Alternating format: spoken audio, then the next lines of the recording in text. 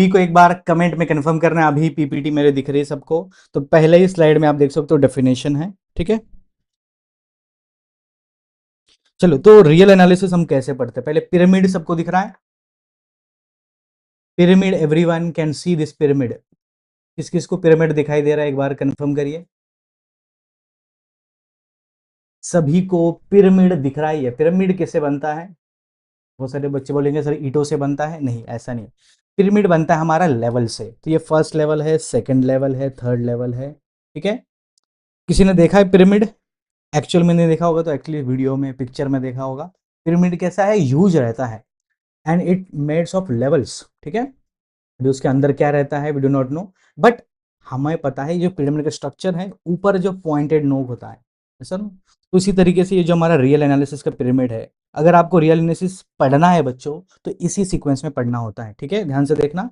पहले बेस जो है टीयर 1 में आता है फाउंडेशन। फाउंडेशन मतलब अगर हमें मजबूत इमारत बनानी है, लेट्स से 20 मंजिला बनानी है, 25 मंजिला बनानी है, ठीक है, ठीक है। तो अगर ये 20 मंजिला 25 मंजिला इमारत मुझे कंस्ट्रक्ट करनी है, तो बेस कितना मजबूत होना चाहिए? बहुत मजबूत होना चाहिए। उसी तरीके से जब हम रियल एनालिसिस पढ़ते हैं, तो हमारा बेस क्या है? तो वो है सेट, रिलेशन एंड कार्डिनिटी। तो सेट थ्योरी आपका अगर मजबूत होगा, तो रियल एनालिसिस आपको कभी भी डिफिकल्ट नहीं लगेगा। बहुत सारे स्टूडेंट CSR नेट हो गया, महाराष्ट्र सेट हो गया, एक ही उनकी दिक्कत होती है, उनके बेस मजबूत नहीं होता है, ठीक है। तो हम ट्राई करेंगे कि बेस हमारा मजबूत हो। और बेस क्या है हमारा? Set, relation, cardinality. तो सेट किससे बनता है? What is set? सेट किसे बोलते हैं हम? Collection of all object. किस किसने पढ़ा है सेट? 10th में पढ़ा होगा, 10th स्टैंडर्ड में। सेट ऐसे लिखते थे ना हम। पहले तो हम देखते हैं इसमें किस तरीके के एलिमेंट क्लियर कर रहे हैं। और ठीक है, इधर क्या आएगा? Collection of x and rule for collection x, collecting x. Yes और नो? किस किस को समझ में आया है, एक बार कंफर्म करिए बच्चों फटाफट। How many of you understood this? X जमा करेंगे, सेट का डेफिनेशन ही है। पहले हम कलेक्शन क्या कर रहे हैं? एक्स। और किस रूल से कर रहे हैं? फॉर एग्जांपल अगर मैं आपको दूं ए, लेट्स से ए क्या है हमारे पास? इवन नंबर का कलेक्शन है। तो इवन नंबर का कलेक्शन, तो इसको मैं सेट फॉर्म में कैसे लिखूं?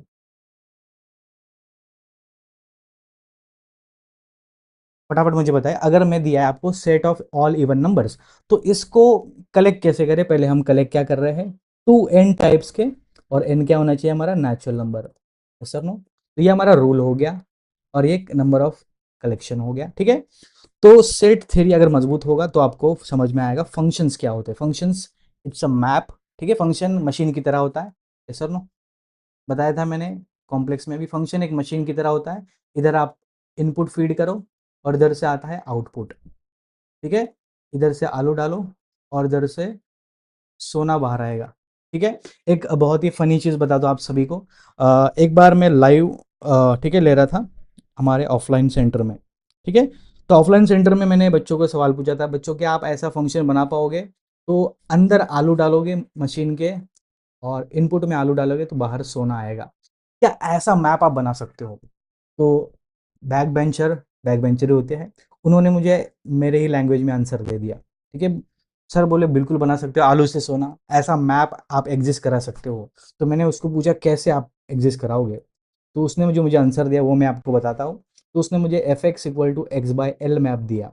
मैंने उसको पूछा ये आलू डाल के सोना कैसे देगा मुझे मैप? तो बोला सर आलू डाल के तो देखिए, आलू, और इधर क्या एल, एल और एल कैंसिल हो गया, एयू। एयू क्या होता है? केमिस्ट्री पढ़ा होगा तो पता होगा, गोल्ड। तो ये आलू डालने पे सोना निकला। तो मैथ से कुछ भी पॉसिबल है, ठीक है। फन अपार्ट, हमारे पास मैप एग्जिस्ट हो गया। किस किस को क्लियर है, एक बार कंफर्म करिए। How many of you understood this?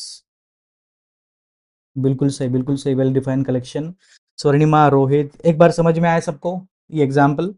तो हमारे पास ये फंक्शन कंस्ट्रक्ट हो गया, बिल्कुल सही। गोल्ड, एयू मतलब गोल्ड होता है, ठीक है। चलिए, तो हम बात कर रहे थे सीक्वेंस की बच्चों। सीक्वेंस क्या है बच्चों? सीक्वेंस एक मैप ही है और कुछ नहीं है, ठीक है। सीक्वेंस भी एक मैप है, फंक्शन है। तो फंक्शन किधर से है? सीक्वेंस की खासियत यह है बच्चों कि डोमेन हमेशा नेचुरल होता है। हाँ या ना? कितने बच्चों को समझ में आया जोक, एक बार बताइए। How many of you understood? तो ये बच्चे देखो कितने अतरंगी होते हैं, आलू से सोना निकालने वाला मैप भी बना दिया। तो सीक्वेंस भी तो एक मैप ही है और कुछ नहीं है, जिसका डोमेन नेचुरल है और एक्स हमारा कुछ भी हो सकता है। तो अभी मैं आपको सवाल पूछूंगा कुछ, सभी रेडी हो सवाल के लिए? सभी तैयार, रेडी? एक बार कंफर्म करिए बच्चों। स्वर्णिमा, रीनू, रोहित। सवाल क्या है? तो अगर मैं एन लेता हूं बच्चों, ठीक है, नेचुरली है, और एक्स में कुछ भी रख सकते हो। एक्स अगर रियल होगा तो हम क्या बोलेंगे? Sequence of real. क्यू लेंगे तो सीक्वेंस ऑफ रैशनल। अगर एक्स में रसी है तो सीक्वेंस ऑफ कॉम्प्लेक्स। ये हमने पढ़ा था last week. Small A U finance, ठीक है, बहुत बढ़िया।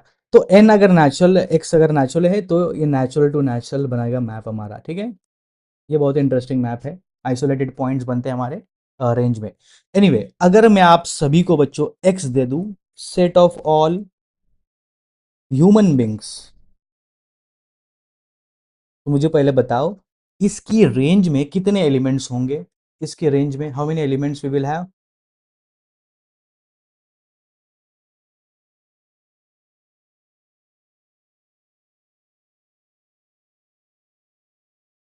चलिए फटाफट सभी बच्चे आंसर करेंगे। ह्यूमन बींग्स कितने हैं इस प्लेनेट पे?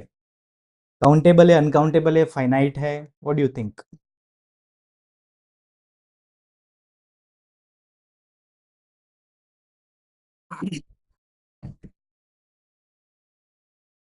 काउंटेबल में नहीं बोल रही, चलो सारिका कह रही है काउंटेबल होंगे।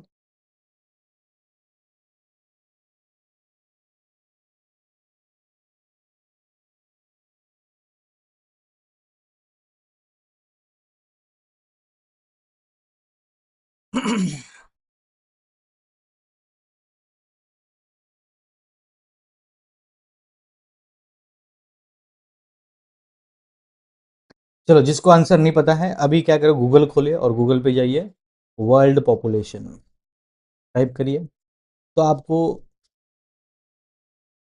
कितना अमाउंट उधर बता रहे हैं, देखिए 4 billion, 5 billion. Sara Khan, Atul, Rohit, world population type करिए, आपको उधर आंसर मिलेगा कुछ। और मुझे बताइए कितना मिलियन है, बिलियन है? एक बार चेक करिए आप भी, मैं भी चेक करता हूँ। वर्ल्ड पॉपुलेशन अभी दुनिया में कितनी लोक संख्या है? World population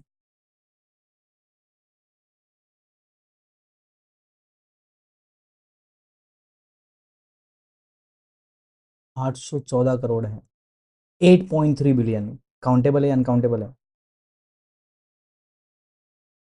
8.3 billion. क्या 8.3 बिलियन काउंटेबल है अनकाउंटेबल है? काउंटेबल है, इनफैक्ट फाइनाइट नंबर है। जो नंबर में एग्जैक्टली बता सकता वो फाइनाइट है। तो 8.3 तो फाइनाइट है, तो इसका आंसर काउंटेबल जितना भी स्टूडेंट ने दिया है गलत है। अभी देखो आप ऐसा बोल सकते हो, काउंटेबल फाइनाइट भी तो काउंटेबल ही है। एटमोस्ट काउंटेबल, एटमोस्ट काउंटेबल बोल सकते ज़्यादा से ज़्यादा, ठीक है। तो काउंटेबल इनफाइनाइट जिन्होंने दिया है वो उनका गलत है। जिन्होंने सिर्फ काउंटेबल बोला है वो सही है। जिन्होंने काउंटेबल बोला है वो भी सही है, जिन्होंने फाइनाइट बोला है वो भी सही है बच्चे, ठीक है। कितने बच्चों को समझ में आया है? काउंटेबल भी सही है, फाइनाइट भी सही है। जिन्होंने अनकाउंटेबल दिया है वो गलत है, जिन्होंने काउंटेबल इनफाइनाइट दिया है वो भी गलत है, ठीक है। तो ये जो हमारे सीक्वेंस का रेंज मिलेगा वो है फाइनाइट रेंज होगा। कितने बच्चों को समझ में आया है? How many of you understood this?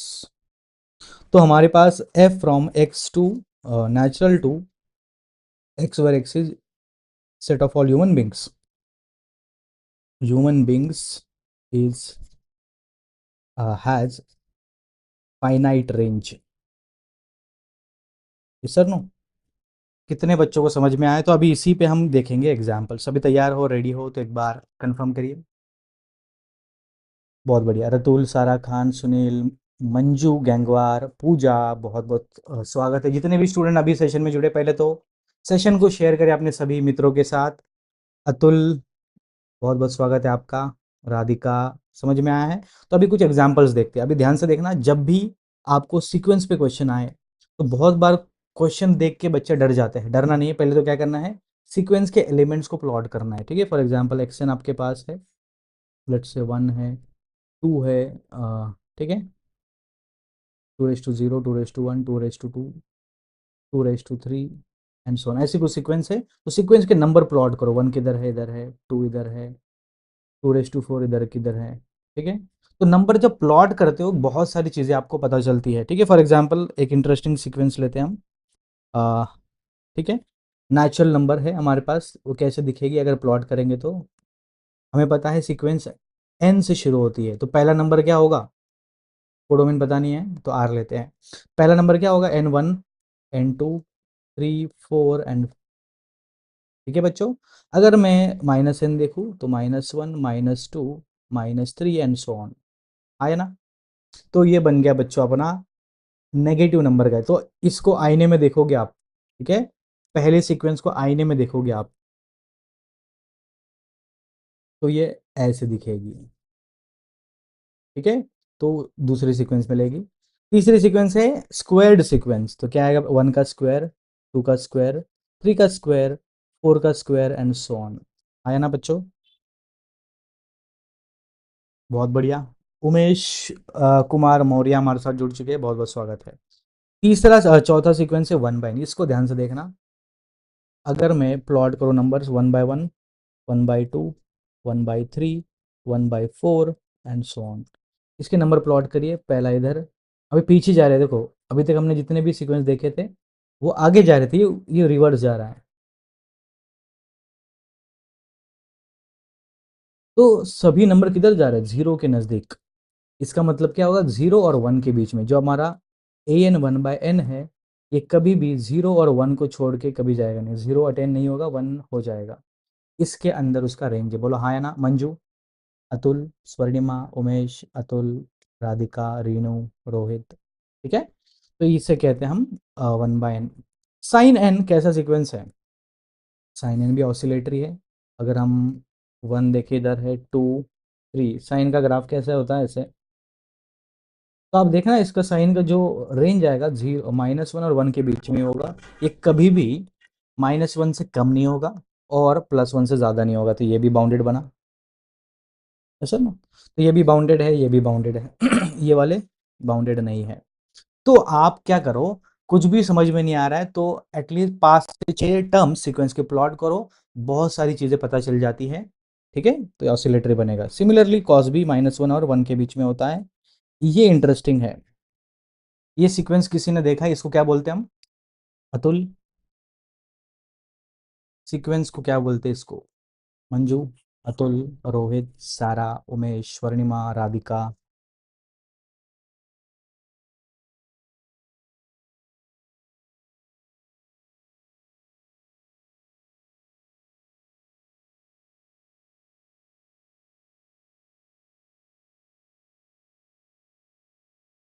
चलिए इसको क्या नाम देते हैं, बोलो जरा।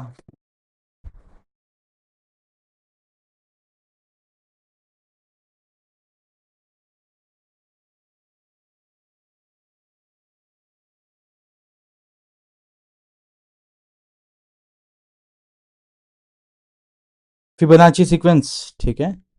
फिबोनाची, फिबोनाची तो नहीं बोलते इसे, तो क्या बोलते हैं और,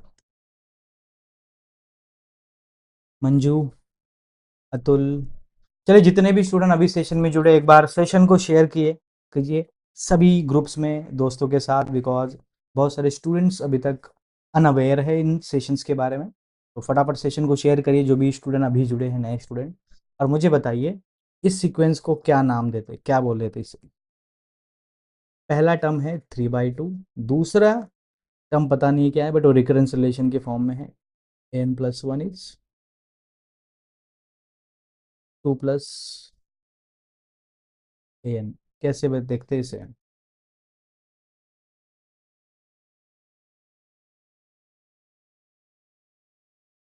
कौन बताएगा। इसे कहते हैं हम रिकरिंग सीक्वेंस, रिकरिंग सीक्वेंस, बिल्कुल। या रिकरिंग रिकर्सिव सीक्वेंस भी बोलते हैं। रिकरिंग, रिकरिंग अकाउंट सबको पता है, बैंक में गए होगे तो पता होगा। रिकरिंग अकाउंट, बैंक में गए कोई, चेक वगैरह भरना आता है सबको। देखिए इतने बड़े हो गए, चेक भरना तो आना ही चाहिए अभी बिल्कुल। तो रिकरिंग अकाउंट क्या होता है? जो प्रीवियस हमारा प्रिंसिपल है उस पे भी इंटरेस्ट मिलता है, ठीक है, रिकरिंग अकाउंट में। तो इसे कहते हैं हम रिकरिंग अकाउंट। तो इसमें भी वही है, प्रीवियस जो टर्म है उससे हमारा नया टर्म जनरेट होता है, इसे कहते हैं हम recurring sequence. All of you understood बच्चों?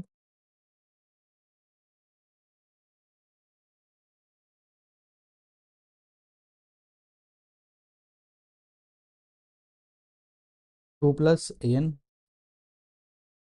अगर a1 मेरे पास 3/2 है बच्चों, तो a2 क्या होगा? 2 + a1 which is 2 + 3/2 which is 7/2। a3 क्या होगा? 2 + a2 विच इज 2 + 7/2। ये आएगा 11/2 एंड सो ऑन। ठीक है, इस तरीके से आप देख सकते हो हमारे टर्म्स। अभी ये टर्म्स अगर प्लॉट करके देखोगे, what we can observe here, 7/2 और 11/2, ये हमारे पास 1.5 कुछ आएगा, पहला टर्म। दूसरा टर्म क्या इससे ज़्यादा है क्या? कैन यू से 7/2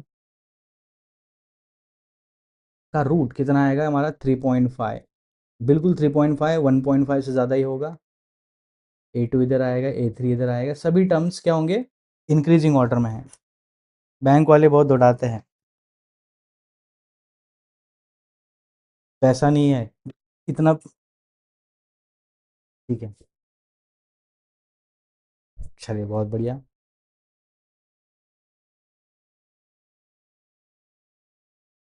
स्वर्णिमा, तो ये हमारे इंक्रीजिंग सीक्वेंस, इंक्रीजिंग मतलब जो ऊपर जाता है वो इंक्रीजिंग, जो नीचे आता है वो डिक्रीजिंग। चलिए, तो इसे कहते हैं बच्चों हम इंक्रीजिंग सीक्वेंस। तो अभी बाउंडेड सीक्वेंस के बारे में जानते हैं, इंक्रीजिंग डिक्रीजिंग चेक कैसे करना है आगे समझेंगे। पहले तो बाउंडेड सीक्वेंस किसे कहते हैं बच्चों? Let's try to understand.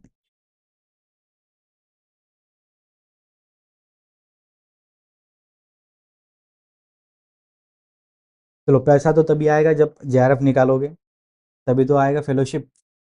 आया ना? इसीलिए तो सेशन ले रहे हैं हम, ताकि फेलोशिप मिले।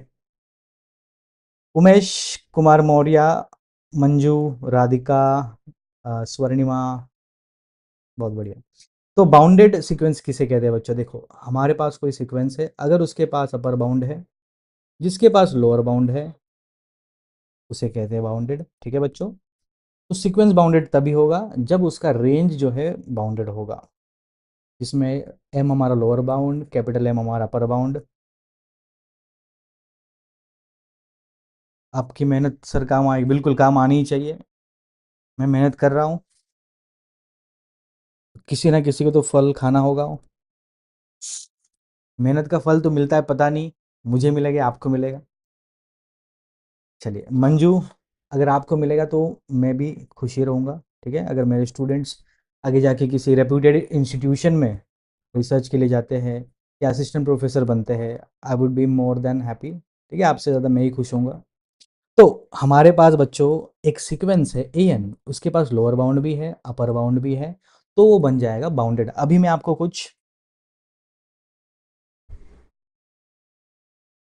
पैसे में गर्मी है इसलिए एटीएम मशीन में एसी लगता है। अरे क्या बढ़िया, क्या जोक मारा है उमेश ने।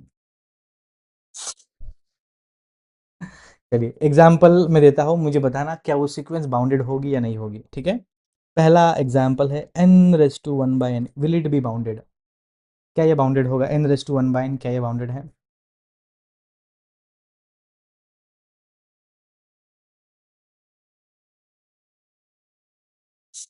क्या ये बाउंडेड सीक्वेंस है या नहीं है? अगर है तो लोअर बाउंड बताइए, अपर बाउंड बताइए।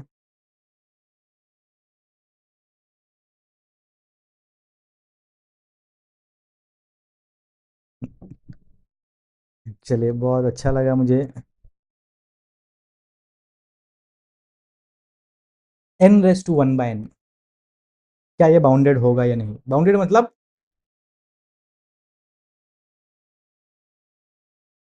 बाउंड्स होने चाहिए। n⁻1/n, अब चेक करिए, n⁻1/n किधर जा रहे हैं? 1⁻1/n, 2⁻1/2, ये 1 होता है, ये √2 होता है, इंक्रीजिंग है। वन से ज़्यादा ही है। 3 रेस टू 1/3, ये भी 2 से ज़्यादा, ये तो इंक्रीजिंग है, ठीक है। और आप चेक करना ये सभी जो है n/1/n, अगर मैं पावर स्केल देखूँ, ये ज़्यादा से ज़्यादा 1 जा सकता है, ठीक है। ये कभी भी जो है 1 से कम नहीं होगा। सो इसके पास अपर बाउंड जो है, अपर बाउंड क्या होगा इसका, बिल्कुल लोअर बाउंड 1 है। अपर बाउंड क्या होगा इसका, can you find out upper bound, what could be upper bound, 0। 0 कैसे आएगा, लिमिटिंग केस में हमारे पास देख सकते हो 1 लिमिट है। How do we get the upper bound,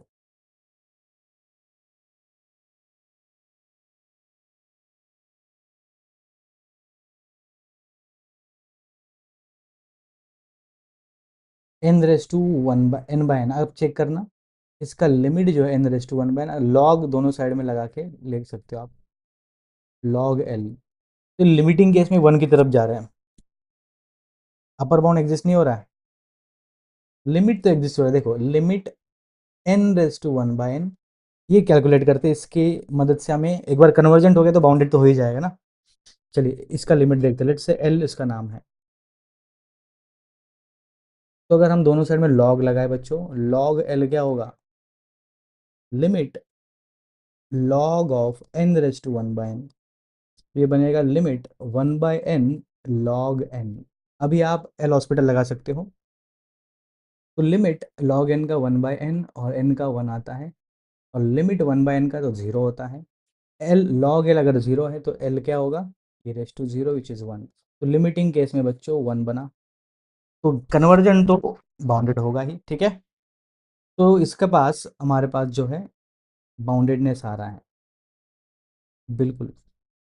upper bound हमें नहीं मिला, √2 बोल सकते हैं क्या हम, नहीं।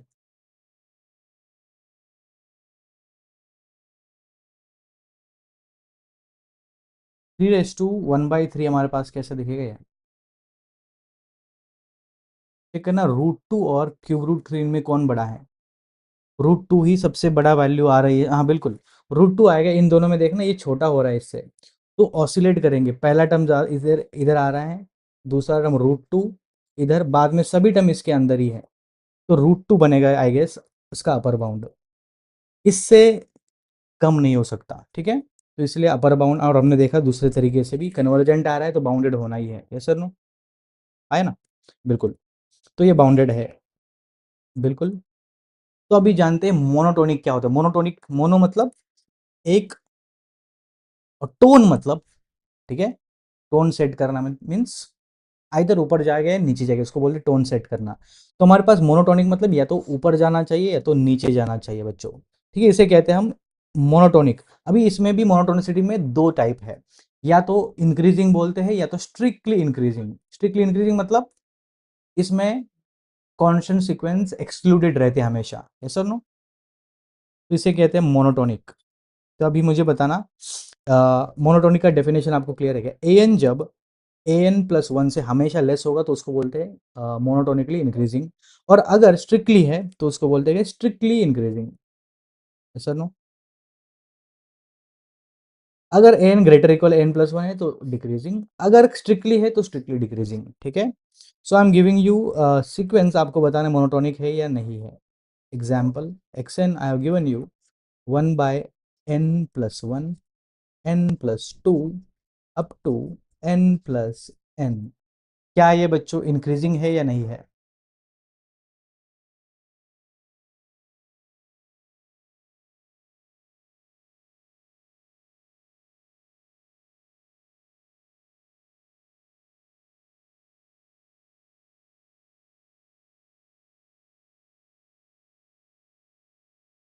कमेंट में कंफर्म करिए किस किस को क्लियर है। Umesh, Atul, what do you think.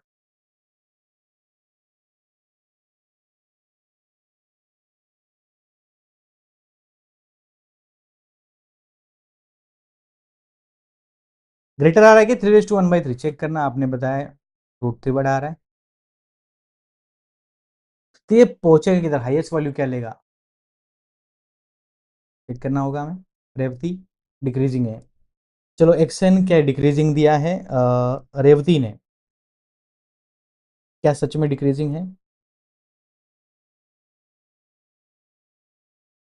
Let's check it. मुझे तो इंक्रीजिंग लग रहा है। x1 देखिए क्या आएगा, 1/1 + 1, ये तो हाफ आ रहा है। x2 क्या होगा, 1/1 + 2 + 1 + 2 + 2, ये तो आएगा 1/3 + 1/4 विच इज 7/12।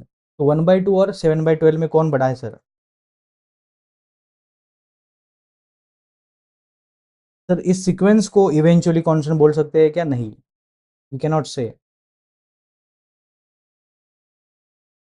ठीक है, तो 1/2 और 7/12 में पता करना है कौन बड़ा है कौन छोटा है, तो क्रॉस मल्टीप्लाई करिए, 12 और ये 14, मतलब ये बड़ा है तो ये बड़ा होना चाहिए। तो बिल्कुल x2 क्या है, x1 से बड़ा है। What about x3? जिधर n है उधर 3 रखना है, 3 + 1, 3 + 2, 3 + 3, लास्ट टर्म क्या है, n + n ना। तो आप चेक करना, x3 x2 से बड़ा है, ऐसे पता चलेगा ये तो स्ट्रिक्टली इंक्रीजिंग सीक्वेंस है। डिक्रीजिंग जिन्होंने भी दिया है गलत है, डिक्रीजिंग नहीं होगा, इट इज इंक्रीजिंग सीक्वेंस। समझ में आ रहा है? कितने बच्चों को क्लियर है ये? रतुल, सारिका, इन्होंने आंसर सही दिया। हाँ मैंने क्यूब रूट ही चेक किया। ठीक है ठीक है, बहुत बढ़िया। बिल्कुल बिल्कुल। चलो हमने दूसरे तरीके से इसको प्रूफ किया, बाउंडेड है, कन्वर्जेंट बता दिया हमने, कन्वर्जेंट है तो बाउंडेड होगा ही। अपर बाउंड हमें ढूंढने में थोड़ी दिक्कत हुई थी, but it is bounded, there is no problem. ठीक है, देर इज नो इशू। ये समझ में आया सबको, ये इंक्रीजिंग क्यों है? Everyone understood? ठीक है बच्चों, चलिए, तो इस तरीके से आप चेक कर सकते हो। All of you understood?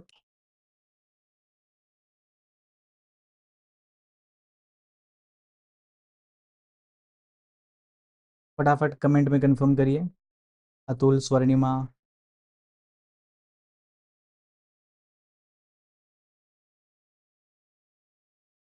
बहुत बढ़िया। So let's look at next sequence जिसका नाम है eventually monotonic sequence. Eventually monotonic, आपने इवेंचुअली कांस्टेंट सुना होगा, इवेंचुअली मोनोटोनिक क्या होता है? किसी ने सुना है? Anybody have heard? इसका अपर बाउंड क्या होगा? चलिए इसका अपर बाउंड ढूंढना है आपको। चलिए, अगर हम एक्स एन को नाम दें 1/n+1 n+2, अब इसका अपर बाउंड ढूंढने की कोशिश करते हैं। n+n हमें पता है, अगर हम ये जो वेरी हो रहा है, ठीक है, उसकी जगह पे सिर्फ 1 रखे तो क्या होगा, सबसे बड़ा टर्म। जिधर जिधर वेरी हो रहा है उधर n+1 करिए, ये सबसे बड़ा टर्म होगा। और जिधर जिधर वेरी हो रहा है उसमें 1/n करेंगे तो ये हमारे पास सबसे छोटा टर्म बनेगा।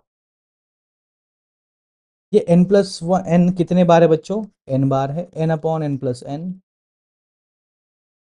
और ये n+1 का रेसिप्रोकल कितने बार है? ये भी n+1। तो हमें पता है n/n अगर देखा जाए n+1 से छोटा है, मतलब n/n+1 1 से छोटा है, तो अपर बाउंड इसका 1 है, सुप्रीमम 1 आएगा। लोअर बाउंड की बात करें तो क्या आएगा, n/n+n मतलब 2n, ये तो हाफ है, तो हाफ लोअर बाउंड है और 1 हमारा अपर बाउंड है। ठीक है, इसमें मिल गया। बिल्कुल। तो हमारे पास ये सीक्वेंस बाउंडेड है, ये पता चल गया हमें, और इंक्रीजिंग भी है, बाउंडेड भी है। ठीक है, और एक थ्योरम में आगे जाके देखोगे आप, अगर मोनोटोनिक और बाउंडेड पता चल जाता है तो कन्वर्जेंट ऑटोमेटिकली होता है। मोनोटोनिक और bounded is always convergent. MB = C, याद रखना है फॉर्मूला।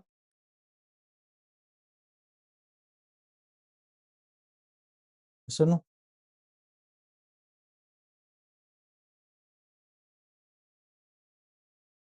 किस किस को क्लियर है? All of you understood?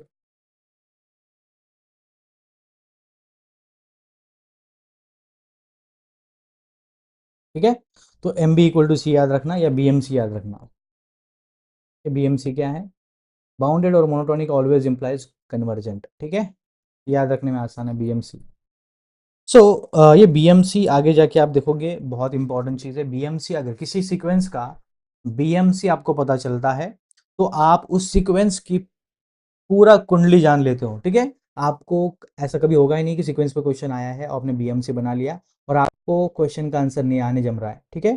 तो बीएमसी मिल जाता है तो कोई भी क्वेश्चन आंसर कर सकते हो, बिल्कुल सही, ठीक है। चलो तो अभी हम बात कर रहे थे किसकी, इवेंचुअली मोनोटोनिक, अचानक से इंक्रीजिंग हो रही है, ठीक है। हिंदी में लिखता हूँ, अचानक इंक्रीजिंग हो रहा है या डिक्रीजिंग होगा, दोनों पॉसिबिलिटी है। इसे कहते हैं इवेंचुअली मोनोटोनिक। फॉर एग्जांपल आप देख सकते हो 1 हो रहा है, 3, 5, 7, ठीक है।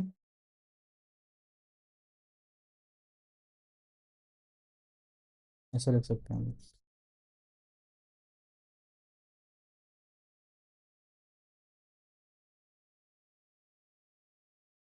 3 है, उसके बाद 5, इसके बाद 1, उसके बाद आता है लेट्स से 7, 8, 9, 10 एंड सो ऑन। आप देख पा रहे हो पहले 4 टर्म तक, ठीक है। पहले 3 टर्म तक कोई मोनोटोनिसिटी नहीं पता चल रही थी, 3 है, 5 है, 1 ही। जैसे 7 आ गया, 7 के बाद इधर से देखो इंक्रीज होना स्टार्ट हो गया।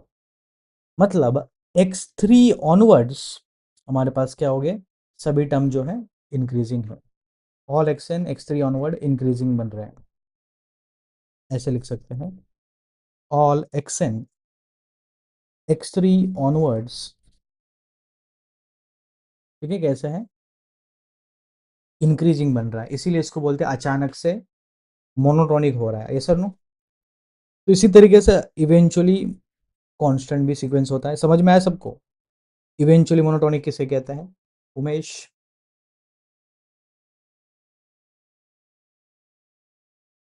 बहुत बढ़िया, ठीक है। तो इवेंचुअली मोनोटोनिक के बाद देखते हैं कांस्टेंट सीक्वेंस किसे कहते हैं। कांस्टेंट मतलब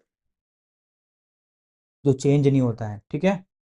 the only constant thing in the world is change, ताकि सबको, दुनिया में एक ही चीज कांस्टेंट है, वो है चेंज। तो क्या है, ए एन हमारे पास कोई सीक्वेंस है, let's say alpha, for every N belong to natural. मतलब अगर हम इसके टर्म्स को जमा करें तो ए वन भी अल्फा है, ए टू भी अल्फा है, ए थ्री भी अल्फा है, सब कुछ अल्फा है, ऐसा नो। राधिका, उमेश, बिल्कुल। तो ये अल्फा क्या हो सकता है, कुछ भी हो सकता है। फॉर एग्जाम्पल ए एन हम लेते हैं, सब कुछ पाए है, पाए पाए जोड़ के मैंने ये सीक्वेंस बनाया है, आया ना, किस किस को समझ में आया है। तो हमने ये सीक्वेंस कैसे बनाया है, पाए पाए जोड़ के, और इसी को कहते हैं हम कांस्टेंट सीक्वेंस, ठीक है। एक और एग्जांपल, ए एन,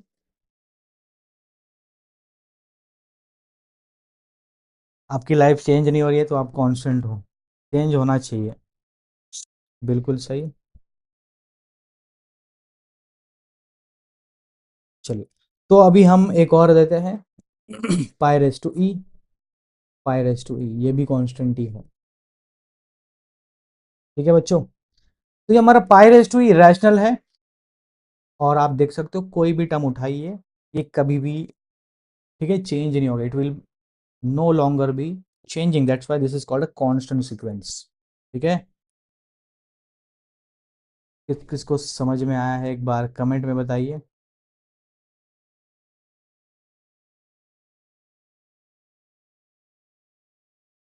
बहुत बढ़िया।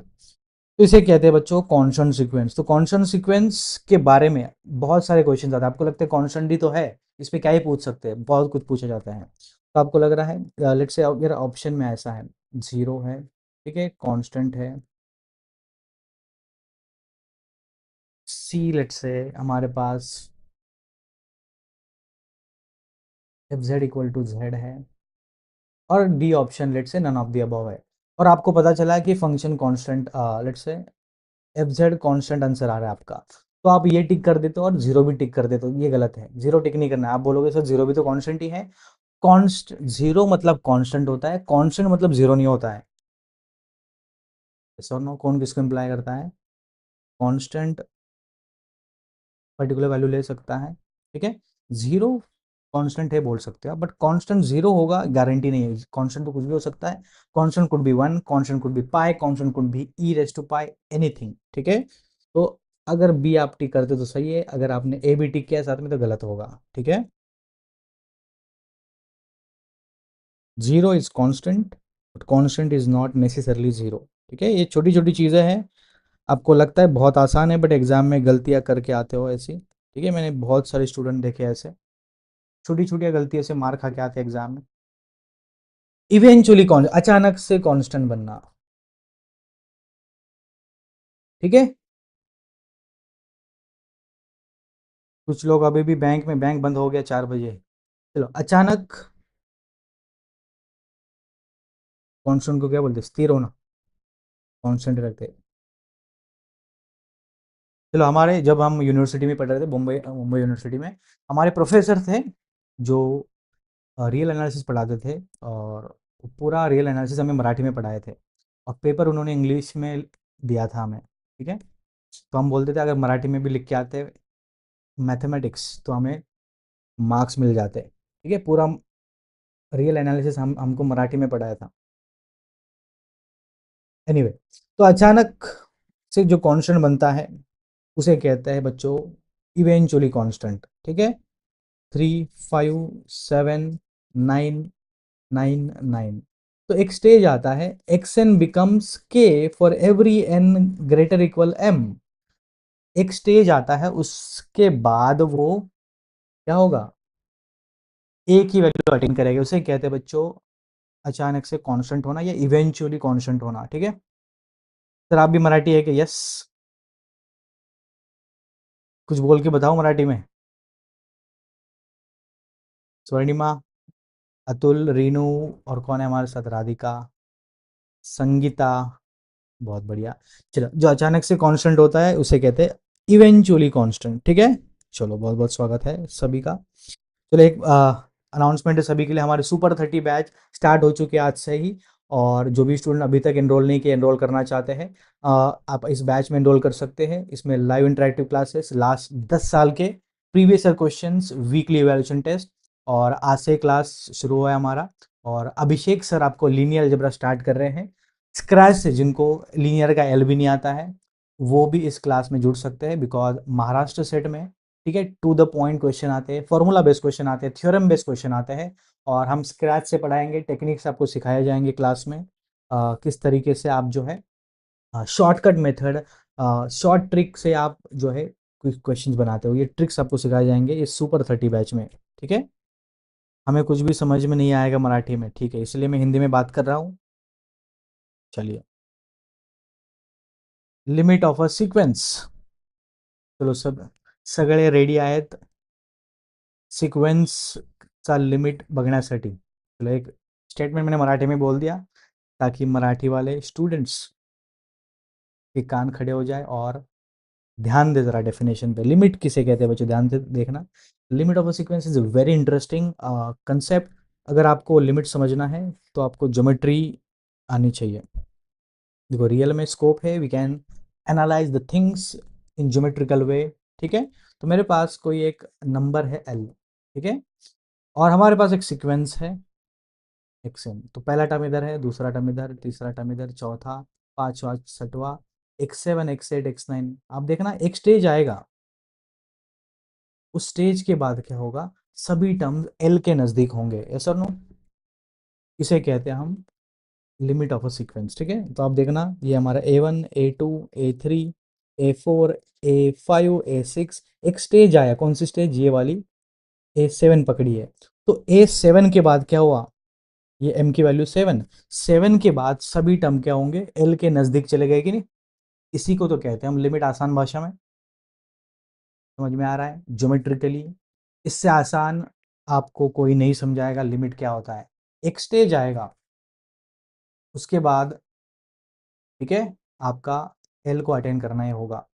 भले ही आपके CSR नेट में, महाराष्ट्र सेट में एक अटेम्प्ट हो गए, 2 अटेम्प्ट हो गए, 3 अटेम्प्ट हो गए, एक अटेम्प्ट ऐसा आएगा जिसके बाद आपको और अटेम्प्ट नहीं करना पड़ेगा, और वो अटेम्प्ट ही मतलब क्वालिफाई हो गया आपका एग्जाम।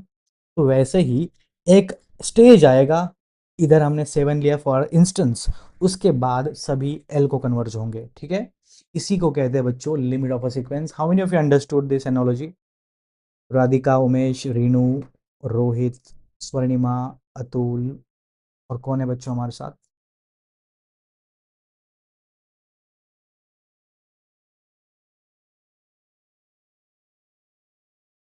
चलिए, समझ में आए तो बता देना। तो अभी हमें चेक करना है, एक एग्जांपल देता हूं मैं। an equals to let's say 1/n, ठीक है। तो an हमारे पास बच्चों है 1/n, इसका लिमिट क्या होगा पता करिए।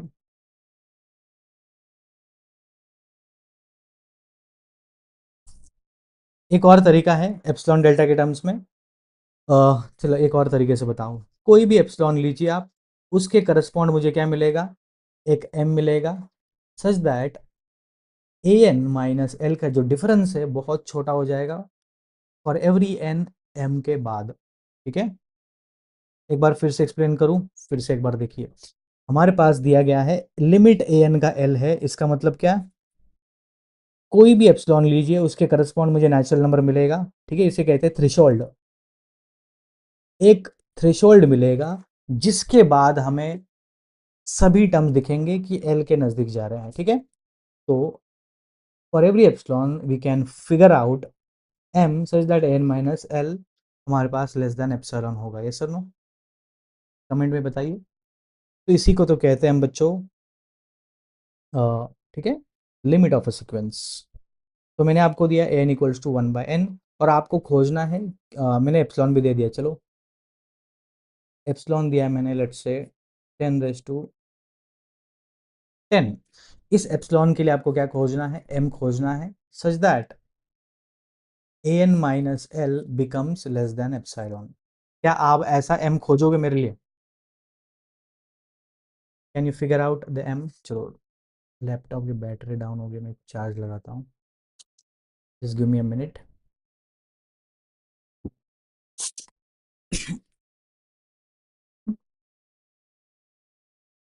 चलिए बच्चों, एक बार चैट में बताइए सभी को समझ में आया है? बहुत बढ़िया। तो किधर थे हम, हमें ढूंढना है m। अभी देखो m क्या नेचुरल नंबर से होना चाहिए ना, तो क्या ले लूँ मैं m की value so that n minus L would be, हमें पता है, ऐसे चेक कर रही है। एल की वैल्यू क्या हमें पता नहीं ना अभी तक, हमें गेस करनी है। तो हमने देखा था 1/1 करेंगे तो 1 आएगा, 1/2 आधा, 1/3 इधर, 1/4, सभी जीरो के नज़दीक जा रहे हैं, हमें दिख रहा है जीरो को अप्रोच कर रहे हैं सब कुछ। तो एन हमें पता है 1/n, एल का वैल्यू इधर से दिख रहा है ज्योमेट्रिकली 1/n। तो 1/n हमारे पास एप्सिलॉन से नज़दीक लाने हैं, ठीक है। तो हमें पता है 1/n जो है एप्सिलॉन से अगर हमें लेस लाना है तो क्या करना पड़ेगा, एक ऐसा m हमें खोजना होगा, ठीक है।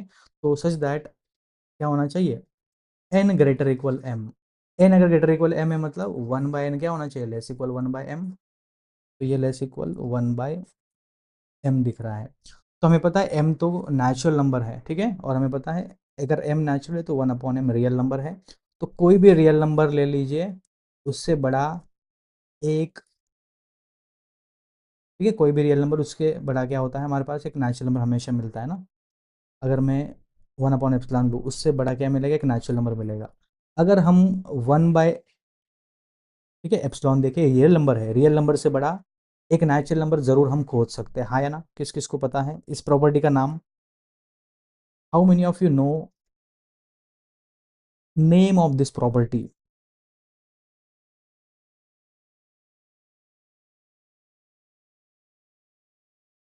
हर एक बाप का एक बाप होता है जिसको हम क्या कहते हैं, दादाजी, यस और नो? तो वैसे ही हर एक 1/ε से बड़ा एक नेचुरल नंबर हमेशा खोज सकते हैं।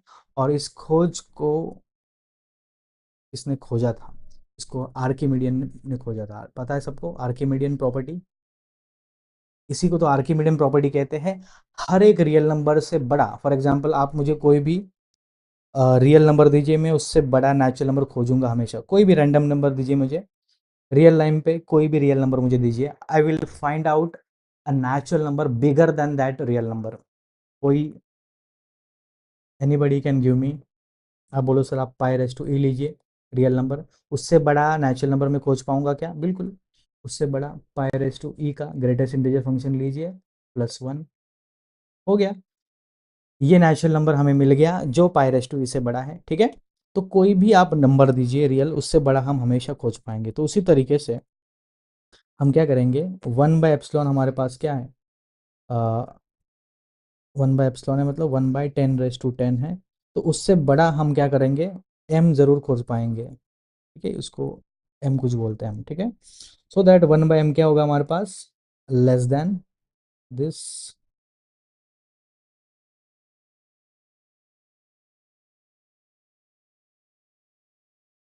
1/m would be less than epsilon, ठीक है। तो we can figure out this, ठीक है। 1/m से बड़ा मैं एक नेचुरल नंबर ज़रूर खोज पाऊंगा।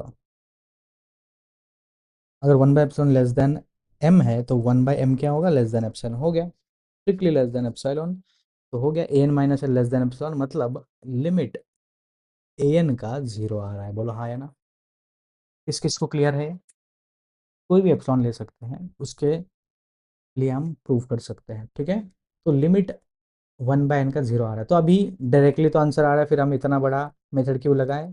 ताकि समझने के लिए एप्सिलॉन डेल्टा ऑपरेट कैसे करते हैं। बिकॉज आप, हमें जो पता है सभी, वो एप्सिलॉन डेल्टा देख के डर जाते हैं एग्जाम में, बट बिल्कुल भी नहीं डरना है। जो चीज़ों को आपको डर लगता है पहले तो उसके साथ कंफर्टेबल होइए, बिकॉज एग्जाम में वही आता है जो डर लगता है। बट एग्जामिनर को भी पता है जिस चीज़ से आप डरते हो वही चीज़ एग्जाम में डालते हुए, ठीक है। हमेशा जब भी आप एग्जाम के लिए तैयार हो रहे हैं, प्रिपरेशन, एग्जामिनर के पॉइंट ऑफ व्यू से सोचिए, आपको किस में डर लग रहा है, उसी टॉपिक पे क्वेश्चन एग्जाम में डालते हो, ठीक है। You have to be comfortable with the epsilon delta, ठीक है। चलिए तो रुकते हैं आज के लिए फिर इधर ही, वी विल कंटिन्यू टुमारो, ठीक है। आज के लिए रुकते हैं इधर ही। एक बार कमेंट में ज़रूर बताइए,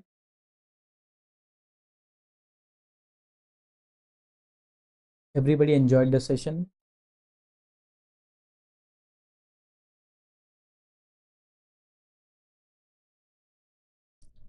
चलो कुछ क्वेश्चन दे रहा हूँ मैं, आप होमवर्क में उसको बना लेना ज़रूर।